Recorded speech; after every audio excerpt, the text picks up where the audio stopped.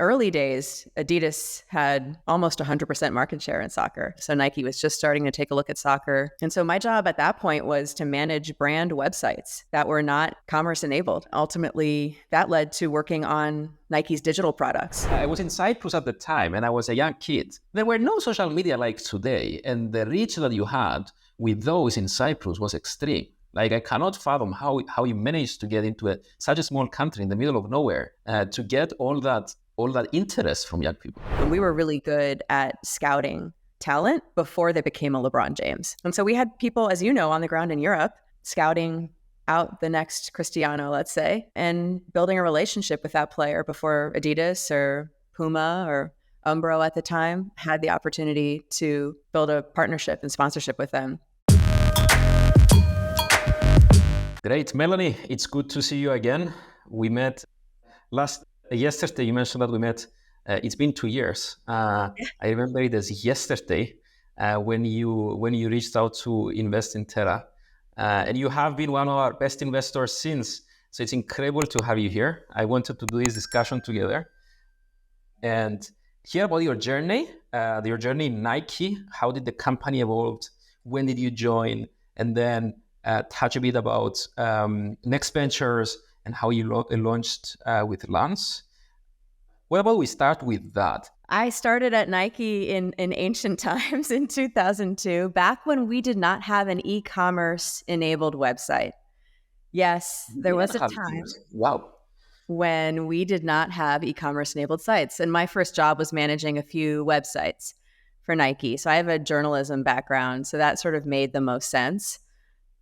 Early days, early in my career there, I had absolutely no business working at Nike because even for an entry-level job, as you can imagine, they required an MBA.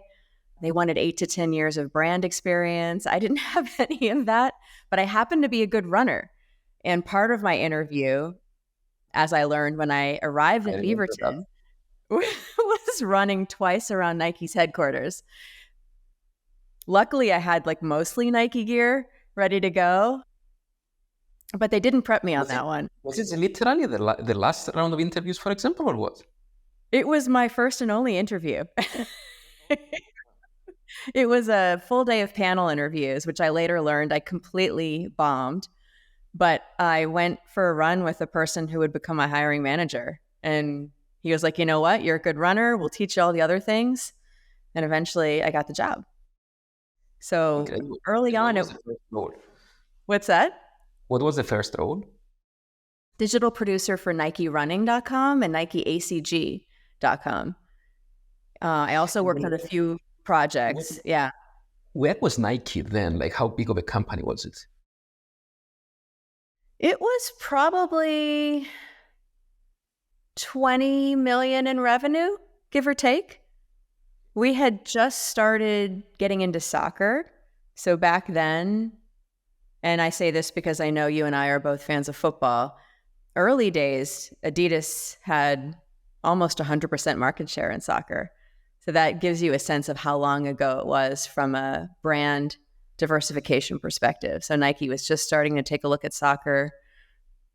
We still had ACG, which you may or may not be familiar with. ACG stands for All Conditions Gear. It was an outdoor, snow, kind of action sports oriented category. And so my job at that point was to manage brand websites that were not commerce enabled.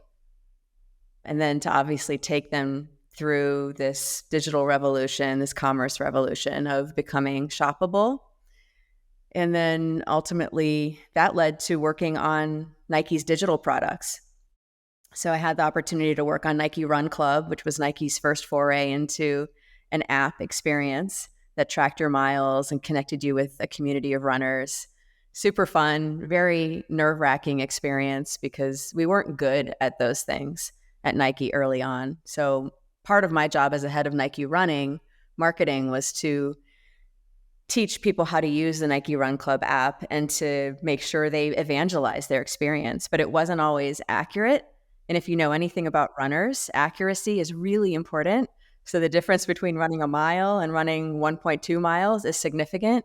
And we weren't always good at that early days. But it was a really cool way for me to understand how a brand like Nike could create digital experiences, create member journeys. So that was sort of the forefront of understanding membership from a brand perspective.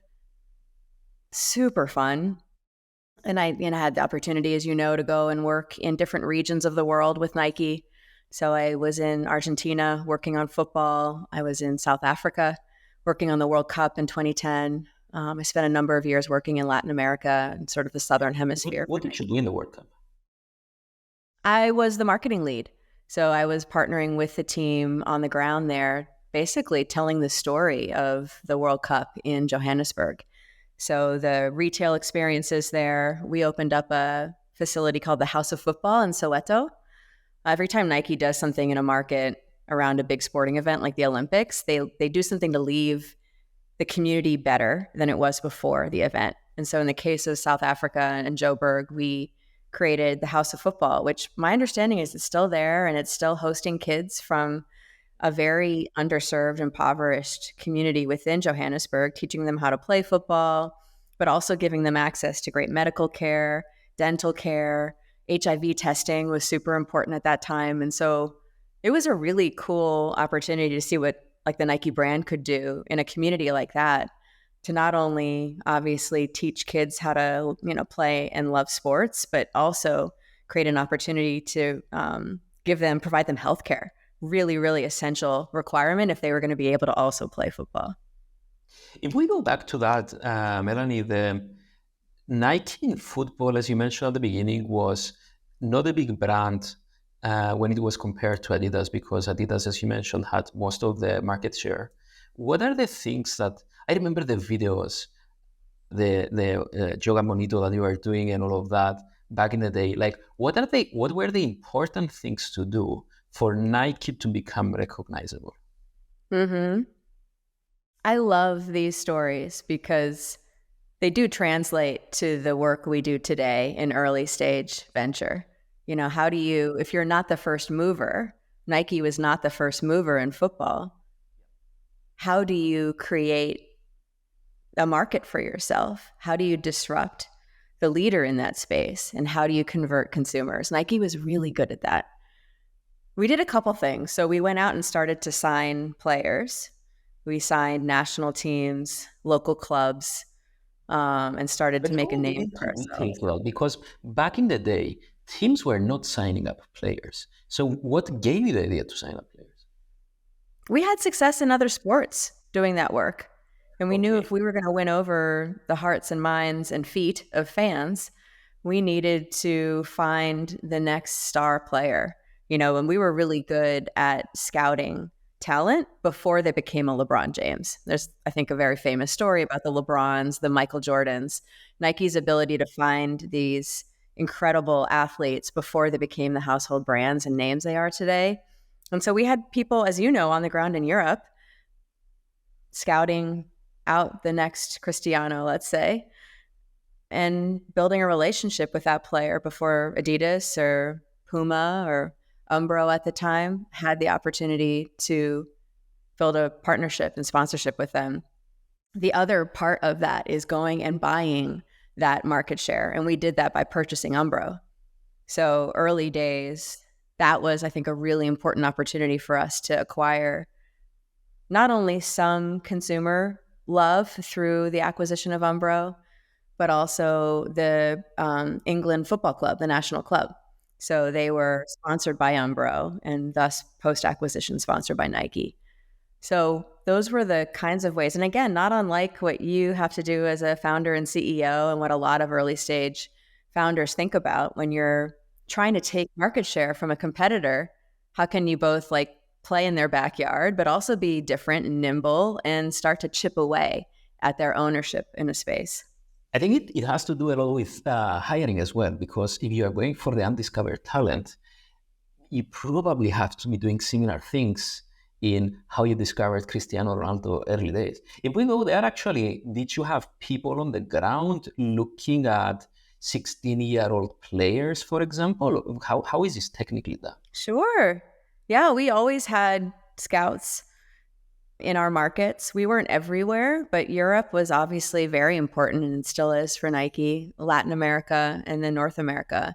later, I think we built a more robust kind of scouting platform and team for parts of Asia and the rest of the world. But yeah, we had people who were either part of the Nike family, you know, they were employees or they were hired by us, they were partners of ours, just going out and spending time in youth leagues.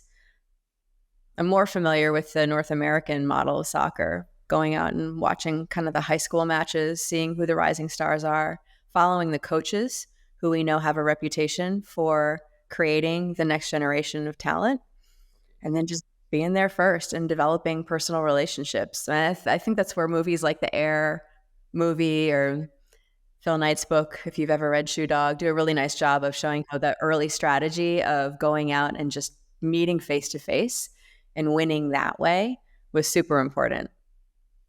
That's a very long-term view of the world, because you are taking a bet that is going to work in 5 years, for example.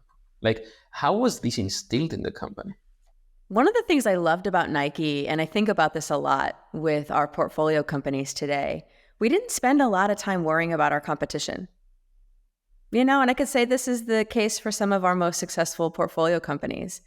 Aura's not spending a lot of time looking at what Whoop is doing. I think they're spending a lot of time knowing what they know about their business strategy, their brand. I think it's really important to build a brand identity that has its own unique meaning in the world, and then who your core consumer is, and then going out and exceeding that consumer's expectations.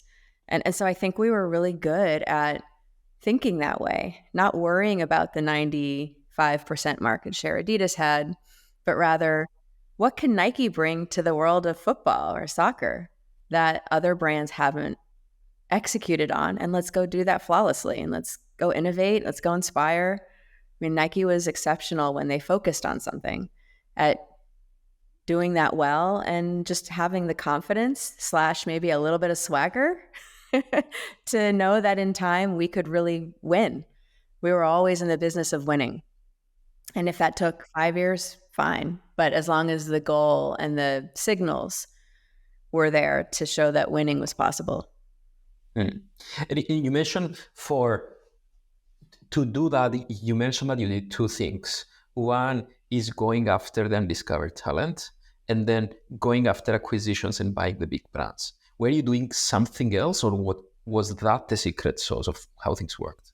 You needed to be better in the ways your company could deliver on that better. And in Nike's case, like product innovation was always its North Star. So once we signed the Cristianos, we needed to make him a better boot. We needed to make him better apparel.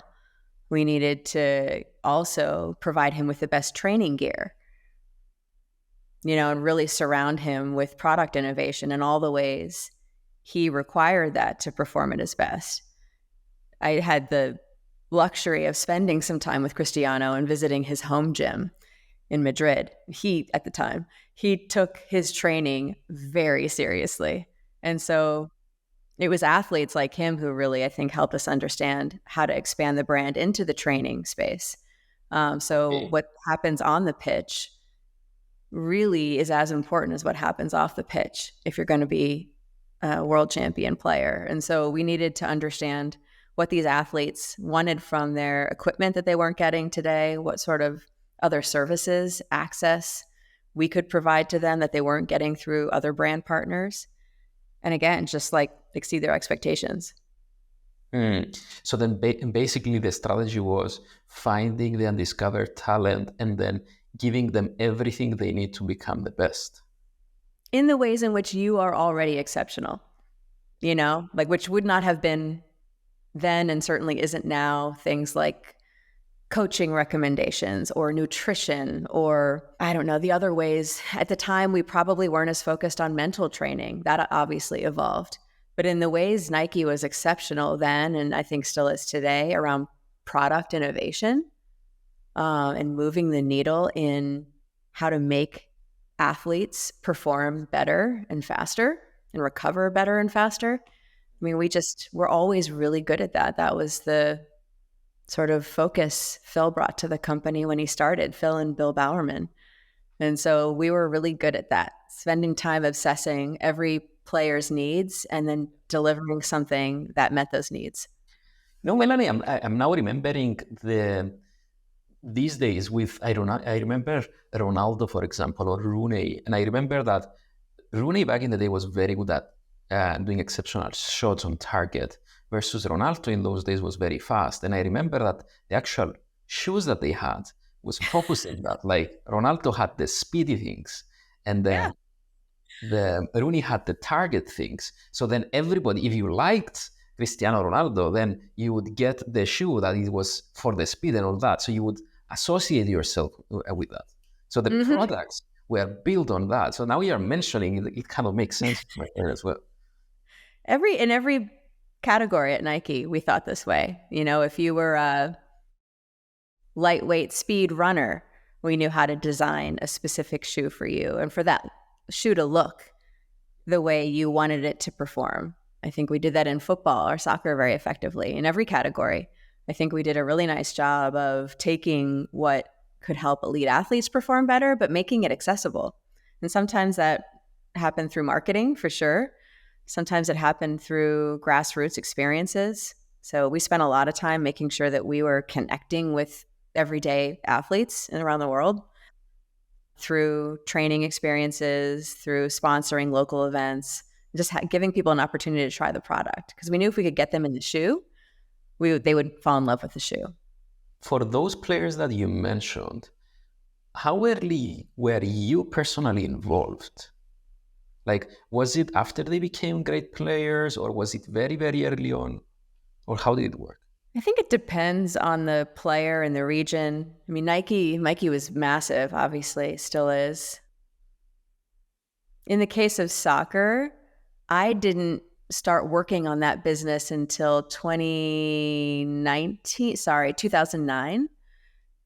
And then my job as head of marketing for football in emerging markets was essentially to work with our teams in key cities like Sao Paulo, Buenos Aires, Johannesburg, Sydney, Singapore, places where we had sponsored teams or athletes, where we felt there was a huge market opportunity.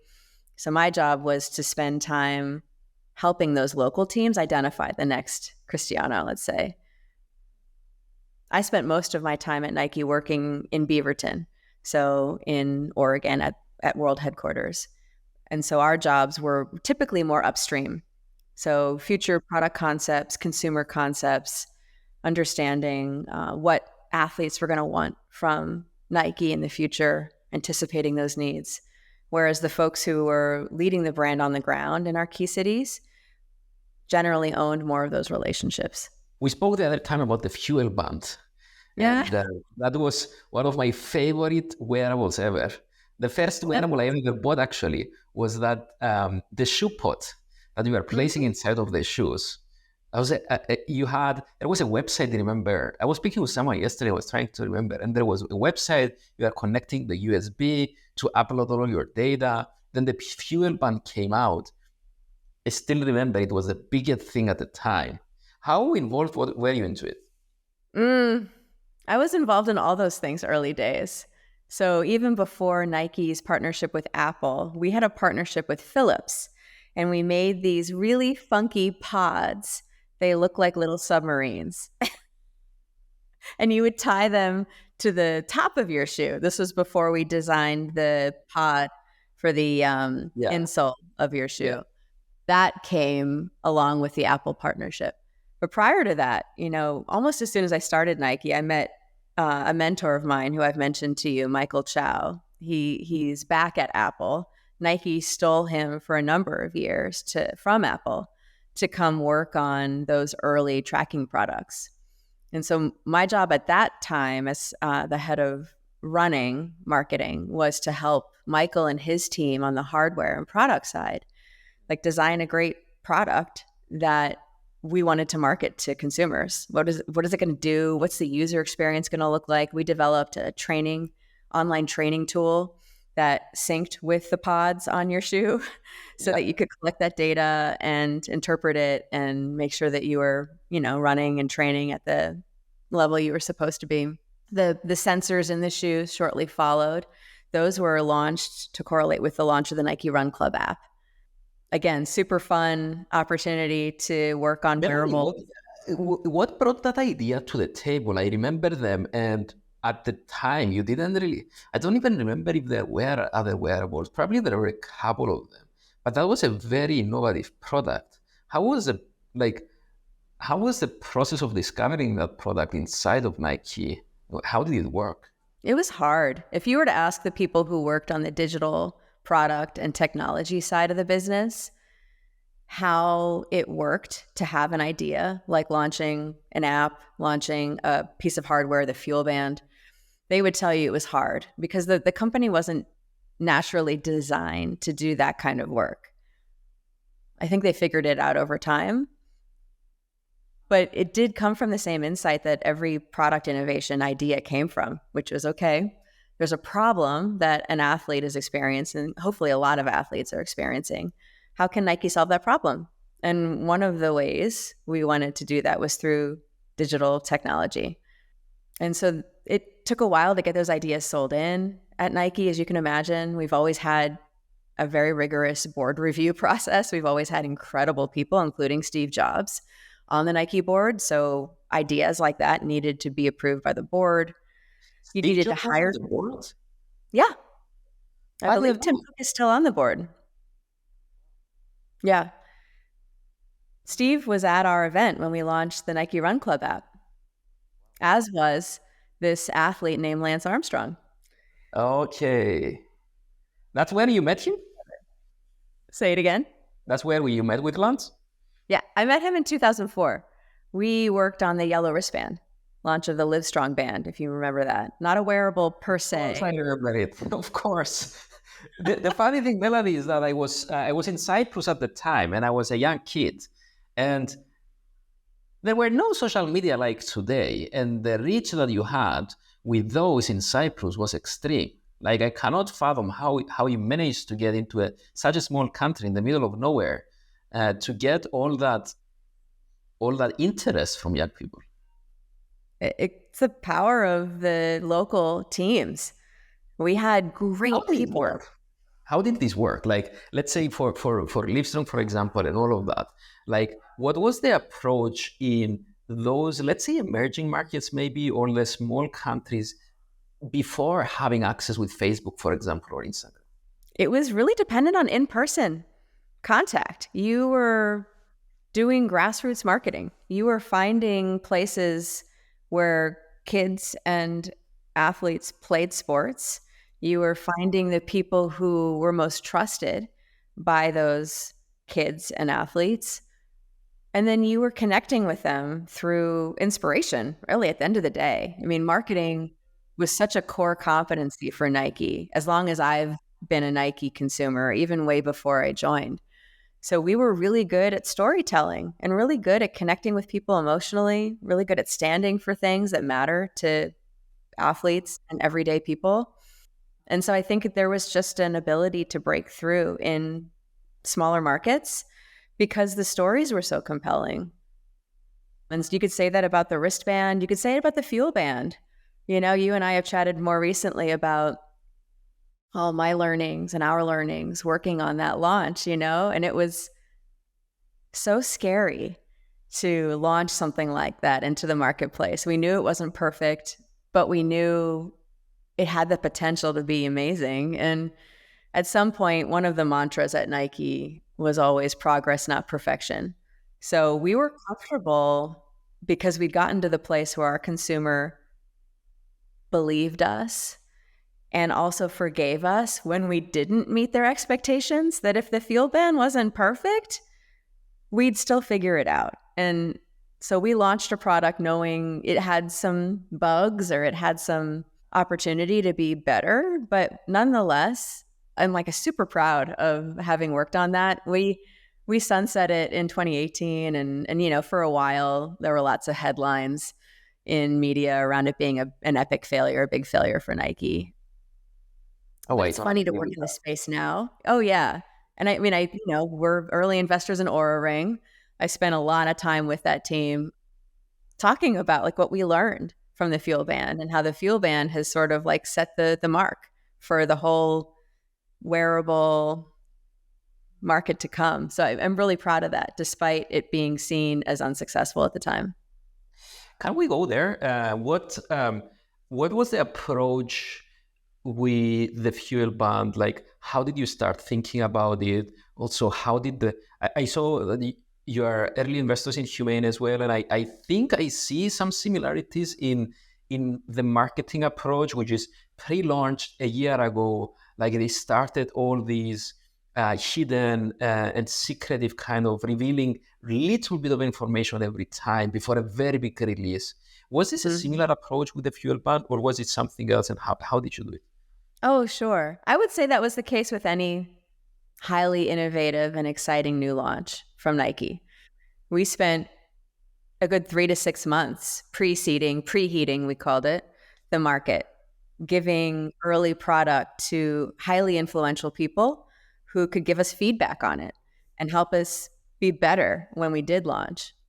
People who could help us with the launch when it did happen. There was a very, I think, rigorous and thoughtful process around how to preheat a market and essentially get it ready for launch. And so What I are would the say, secrets, Melanie? So you would go to those very influential people, let them test it, and you would expect the word of mouth coming from them? Or how would you do it? that certainly was part of it.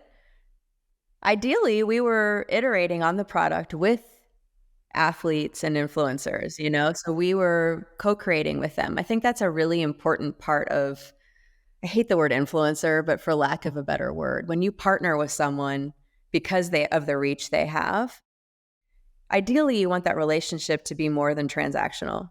And in early days, we prided ourselves on not paying for a lot of our entertainment marketing and celebrity relationships. People just wanted to work with Nike. And I see that at Aura. There are a lot of folks, athletes, entertainers, very famous people who come knocking on Aura's door. And so they get a lot of organic reach and energy from that very personal and real interest. And I think that level of authenticity is really important. So we were really good at finding those people, finding people who already love the Nike brand, who happen to also be very credible with a consumer set, maybe a hard to reach community. And we would spend time building relationships with them, building product with them, experiences. They would be part of our launch. I mean, you take the Nike Run Club launch, the app launch as an example. We hosted it at the Javits Center in New York. We took over a massive space, built out a whole experience, invited media, our athletes. Steve Jobs was there. Again, like Lance, Paula Radcliffe, our best athletes across every sport category, regardless of their connection to running, were invited to participate in this big event. But I'd say most importantly were those core community leaders who had actually been working with us on the app for a very long time to get it right. Because as big of a brand as Nike has become, you can't bet on your own credibility. At some point, you also have to bet on having people who believe in your brand, who have their own unique reach, own unique way of saying why to choose Nike versus another brand. And I think that played out for the Fuel Band too. Just being able to acknowledge why it could help people be more active, how to use data to incentivize and gamify activity. I mean, it seems silly and kind of basic to say that now, but at the time in 2010 or even earlier, when the teams in the digital sport group started working on that product, this wasn't an idea. This wasn't a thing that had been vetted, but we felt like if anyone was going to build something like this, we had a good shot at doing it well. And I think the marketing around the Fuel Band was exceptional. And, we had subsequent efforts in hardware after that as well, just smart shoes. There was a program called ESP, which was embedded technology into basketball and training footwear that seamlessly track things like hang time for basketball players, with the idea that we could eventually incorporate that into a consumer experience. And then that never really happened. I actually stole a whole bunch of those sensors and put them in skateboarding shoes when I was running the skateboarding category. Because we thought of all the communities where that kind of data might resonate. Like maybe skaters would want to know a Yeah. little bit more about their, movement in this 3D space through the lens of smart skate sneakers or skate shoes. So yeah, it was really fun to be part of a company that I think was comfortable moving the needle in certain ways, and failure was okay if it helped us be smarter. And I take a lot of that into the work we do now with our portfolio companies, having that level of confidence within the realm of staying focused. But I think the culture that you can create when you have this sort of vision for your company can create great work, regardless of whether you're building in a consumer-oriented business or an enterprise business. You know this. You're still building a brand around your company, and I think that that's really important and meaningful work. Melanie, it sounds there were so many experiments from Nike, and that only can happen in a culture of experimentation and a culture that allows you to do that. How were the teams structured, and what allowed that innovation to happen? We always started from the lens of the consumer, and it sounds really cliche to say that now, but we did. And I think when you are orienting an organization around your end customer and not your group think, what does the CEO think? What does the board think we should do? What do our senior leaders think? But rather, who are we designing this thing for? In Nike's case, a shoe or a piece of apparel or a product. And then being really intentional around understanding that person's needs. And so, because we did operate very efficiently from the start to the end around a consumer concept or a problem, there was a lot of space to innovate there, especially early on. If you're working on a product concept that won't launch for 18 months, and that was generally the cycle we worked on. So we had 4 quarters every year. Every quarter, we launched a new concept for the brand. You're working on several quarters of ideas at a time because there's this 18-month journey from, let's say, idea to launch. Yeah. And so within that space, you have a lot of opportunity to be creative around how to solve a problem. And one of the reasons why I love the work I do now and was drawn to working in the entrepreneur and startup space was because that mindset was always embraced and rewarded at Nike. Thinking differently, thinking outside of the traditional sports paradigm within a certain realm, that was really embraced. And I loved that. I mean, certainly at the end of the day, we needed to drive a business, but we had the opportunity within those business objectives to deliver those results in a lot of different ways. I think celebrating diversity within the world of sports for Nike was also a way to drive performance innovation. You have athletes all over the world. Perhaps there is an incredible insight that can come from Cyprus, from a kid who's playing football, who It's a has tough one. faced the unique problem. It's a tough one in Cyprus because we have like 20 players or something. So You never know. I'm just playing to the audience here.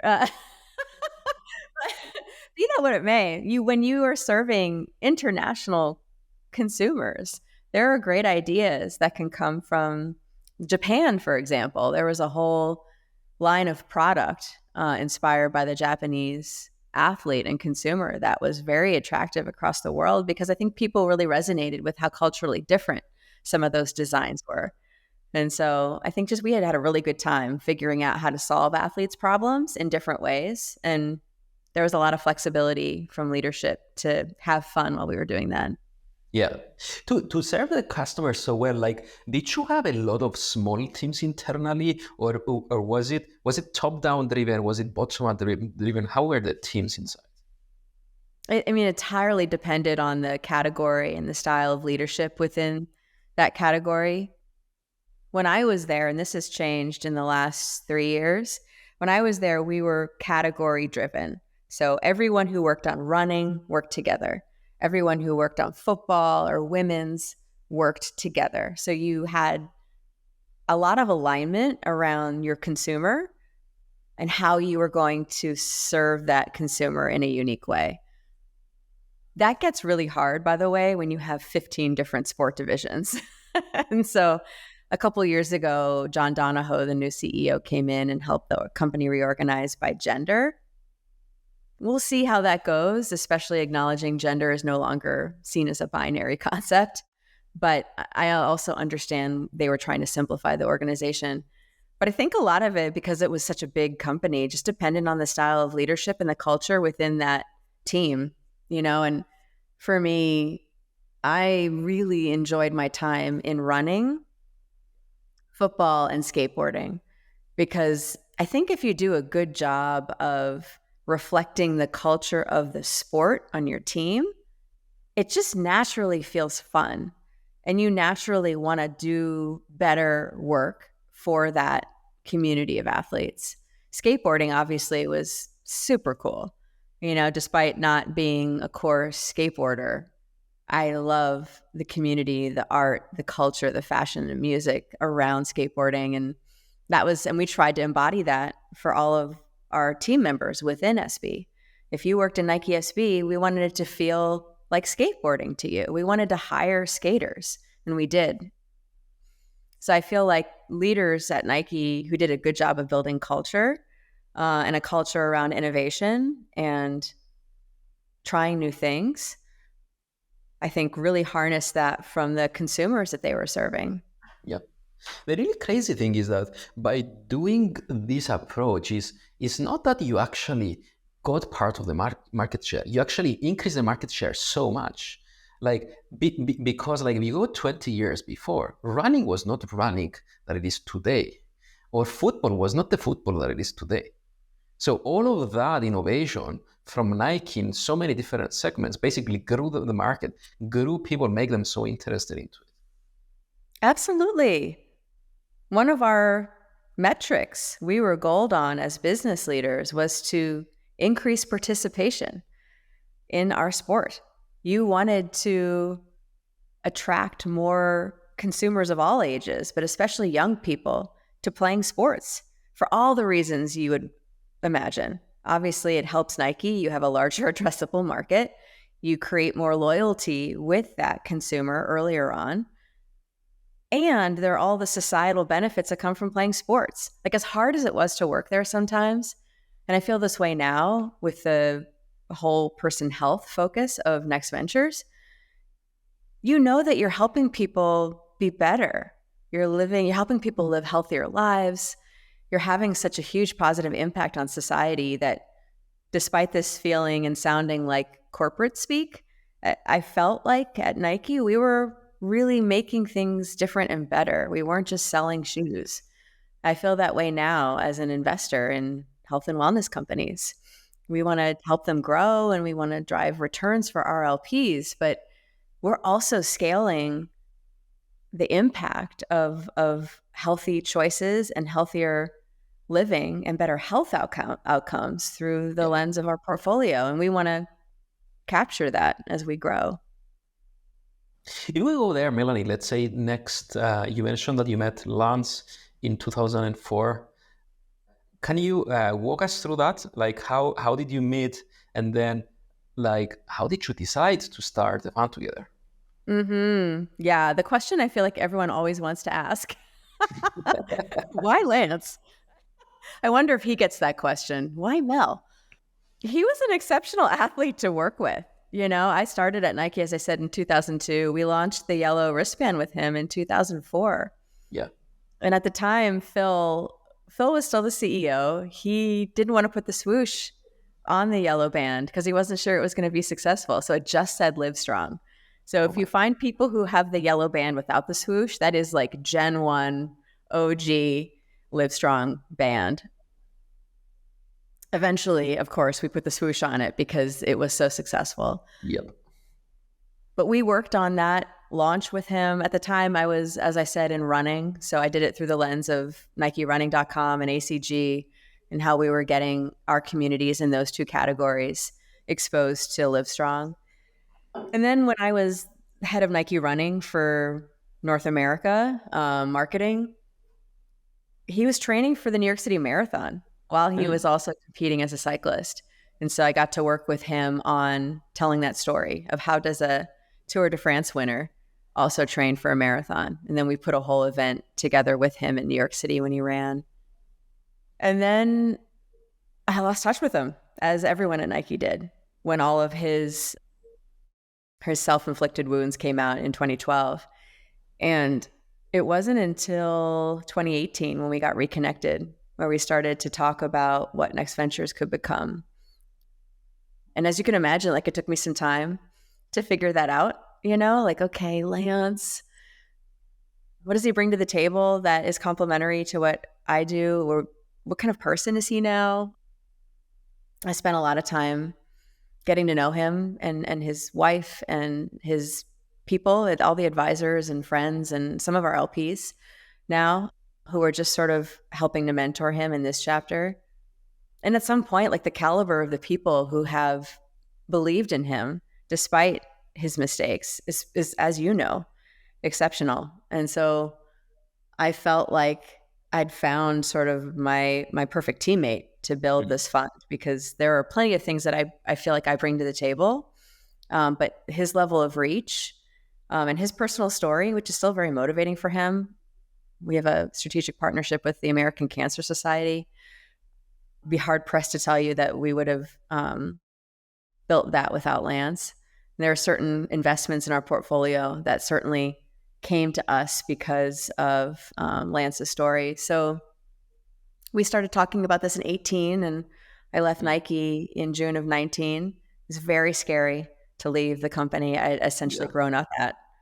But I had known that I wanted to make this change into early stage. I just didn't know how. I didn't know if I was going to join another more established firm or start something from scratch. And I have never for a single moment regretted the choice to start from scratch. I just think it helps me be a better investor. Why a fund, Melanie? Why specifically you wanted to start a fund?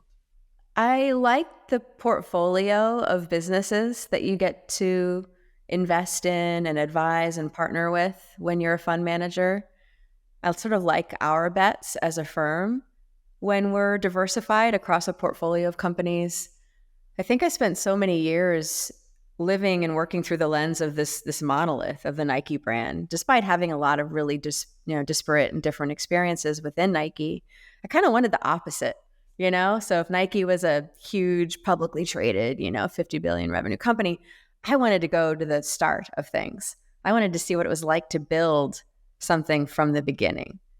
And I thought I had a better chance of scaling the things that I've learned in my career through this side of the table as an investor versus an operator. And it was scary. I mean, I think when we first met, we talked a little bit about my unique pedigree. It's not the typical VC pedigree. And how does that benefit, hopefully, the founders that we invest in? We also had the good fortune of meeting and bringing on Julian Eisen, our third partner, in late 2020. Very significant move in terms of someone who not only, I think, sees the world. Another legend. Yes, an absolute legend.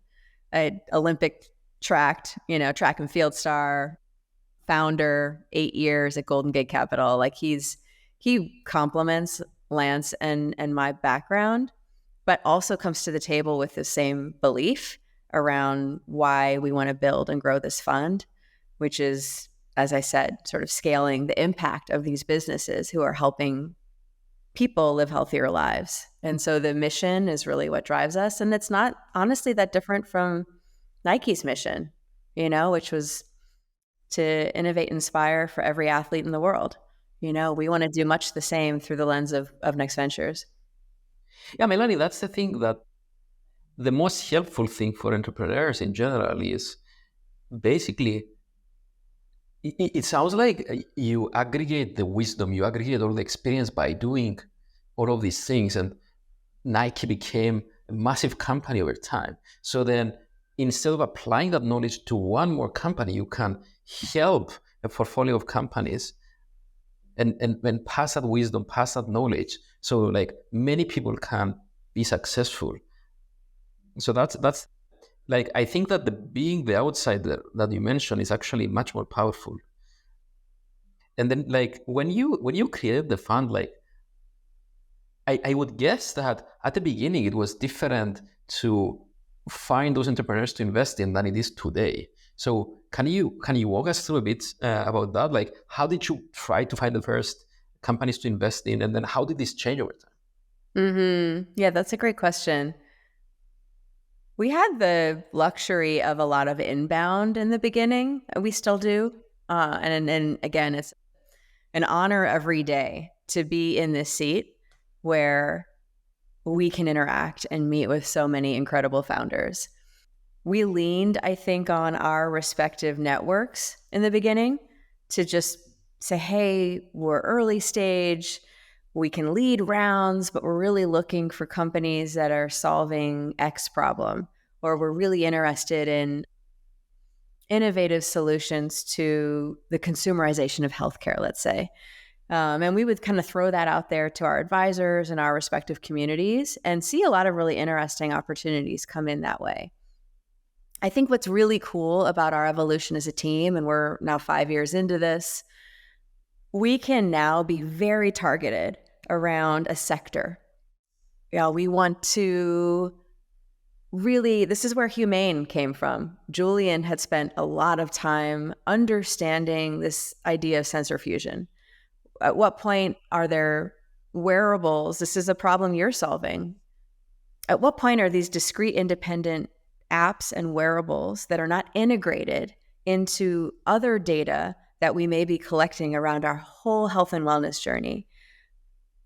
And how can we better use those touch points to create a more seamless understanding of someone's daily life, health decisions, activity, and thus hopefully create better outcomes through that understanding? And honestly, that was one of the reasons why we were excited about Terra. As you mentioned, I was looking back at some of our early emails and communications and meetings in March of 21. And I have the email, the moment when Julian sent us the note with a little bullseye emoji for your company. And I promise there is a much more scientific and rigorous diligence process than the bullseye emoji. But it was really his leadership around, okay, all this data is out there. How do we normalize it and make it easier to integrate this data into experiences horizontally across a consumer's journey? That led us to you, and it led us to Humane. So to that end, we do spend more time now understanding where there's opportunity in health and wellness, and then going out and seeking people who are building in that space. Wow. So you create your own version of these things should exist. And then you're trying to find who are the best in the world that they're doing that very thing. Exactly. How do you find that wisdom? Like, is it that you go to universities? Is it that you're seeking from research of what's there? Or is it that you hear things from entrepreneurs? How do you create that? Is it that, or you have something that you've seen from over the years that made you define that? It's really all those things. It is yes to the universities. So Julian and I both teach, and I think that's really important. So being in the academic environment, being around students who are leading research, and having thought-provoking conversations that I think sometimes can happen more in the university environment where you're not hamstrung by reality. I love being in that type of community. So we'll always spend time there. I think it's really important to not go back to the same echo chamber of all the funds you co-invest with and all the same people who are looking at the same deals. I think that you can get so far that way, and you can see great opportunities through that more traditional sourcing mechanism, but we have had more luck playing to our strengths. So understanding where we have unusual access, and I would say that's where Lance is spectacular, as you know. He has, because either people just want to hear from Lance and are sort of curious when he reaches out, or because he spends time in spaces with leaders of particular interest to you and our founders. I think we have just an unusual level of access to people building in this space, but not in the spaces where a lot of traditional VCs are. And I love that. My background working at Nike gives me access to unique thinkers, builders that I think is different from some of the more traditional established VCs. And same with Julian. Julian intentionally goes out. He's part of the Kauffman Fellowship, as you know. He's trying to make sure he is in spaces where he is exposed to different types of ideas. We spend a lot more time, as you may have noticed, doing content creation as well. So Jordan Pascasio, our vice president, is really, really thoughtful about taking some of these ideas like sensor fusion, consumerization of healthcare, and turning that into content and sending a Substack article out into the world and seeing what comes back. And we always find incredible companies that way. That's how we found Pear Team. One of our most recent investments was just through having a dialogue about what we're seeing and thinking, and seeing if someone was solving for that out there in the world and inviting them to come and talk to us. So it's really all those things. I think if you're doing your job well as an investor, you're not leaning on the same community to bring you the same ideas. Yeah. I think that's very important. By the way, you mentioned writing. It's so powerful. It's unbelievable. Anything that we get out from Terra as well, it's like so many people read it. I made some of my best friends by actually writing articles. It's unbelievable because people reach out and then you meet them in person. It's a very different experience. Now, like when you define that, and when you found the companies, and let's say that you found 5 companies, you go and you speak to these entrepreneurs, and like, how do you figure out who is the most promising? Like, what are you looking for? We spend a ton of time diligencing, especially because we like to lead. So we're putting a big stake into a company generally early on. We spend a lot of time understanding how the founding team thinks, how they work and operate. We obviously do a lot of reference work around each founding team we interact with if we get to the point where we really have conviction that they have something special. We have an incredible group of advisors, leaders across each of the verticals we look at in whole person health. So we certainly lean on them in all aspects for sourcing, doing diligence, being contrarian. I think it's really easy as an investor, and I lean towards optimism, which may or may not be obvious.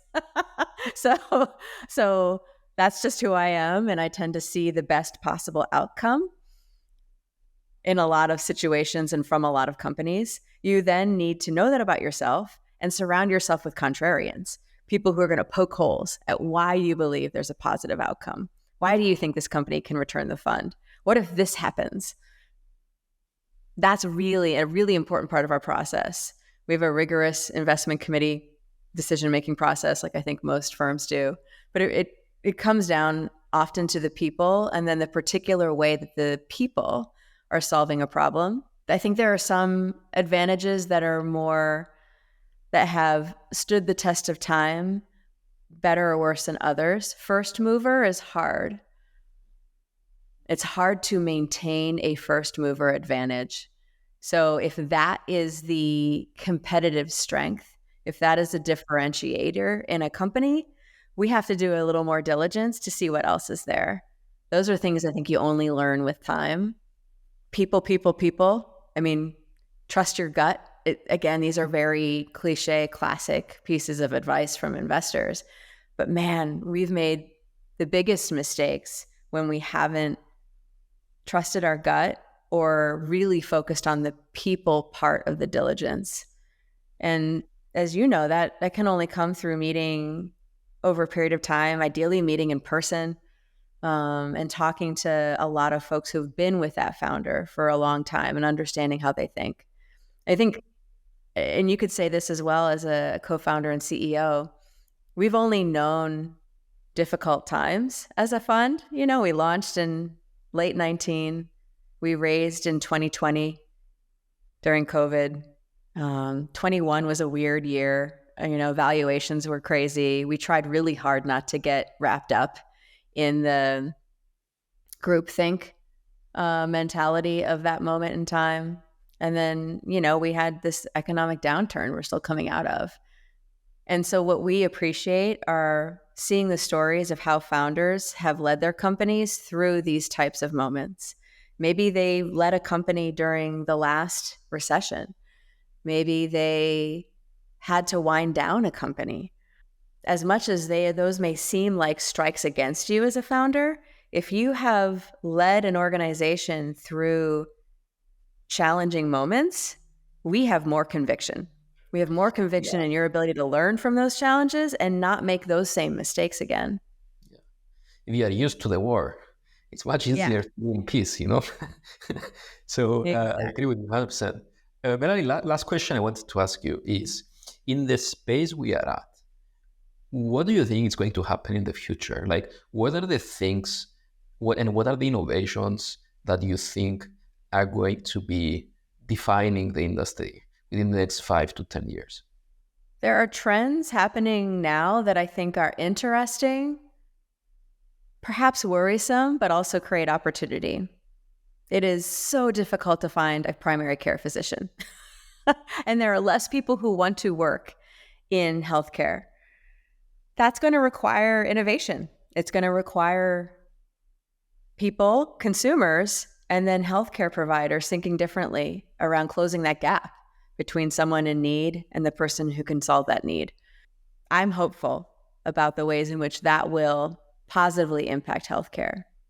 I think climate change is going to require the world to operate differently. Places to play sport, places to do activity, how to think about access to water and air differently. And these can sound like very dire, dark topics, but they're going to create opportunity for innovation. And some of those things might have applications that are greater than we think. I think the ways in which mobility and how we get from point A to point B are going to change. The ways in which we think about the importance of personal interaction. I'm sort of hopeful coming out of COVID, despite a lot of futurists predicting we were going to be living in a virtual world where we never saw one another. Like, guess what? People actually want to be with one another in real life, physical environments. Thank goodness, right? And so people are going back to gyms and they're going back to work.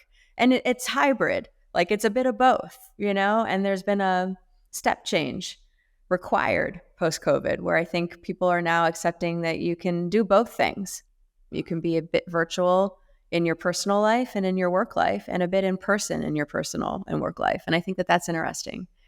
So despite the world changing a lot since we started this fund, I think those changes all create opportunity. I'm not afraid of technology. We're not afraid of AI, obviously. We've made a few investments there long before it was popular to do so. And I believe that those technologies will be used for good. And I believe more people will be comfortable using technology to solve problems that otherwise might be solved in a more difficult way. And so I get really hopeful about all the ways in which we're evolving to better meet consumers' expectations. I'm particularly interested in food and nutrition, and I'm interested in climate tech. I'm interested in, maybe because I live in a farming community outside of Portland, Oregon, I'm really interested in access to food, sustainably sourced products, and the ways in which those ideas intersect with our whole person health thesis. Excellent. Melanie, thank you so much. Yeah, thank you for having me.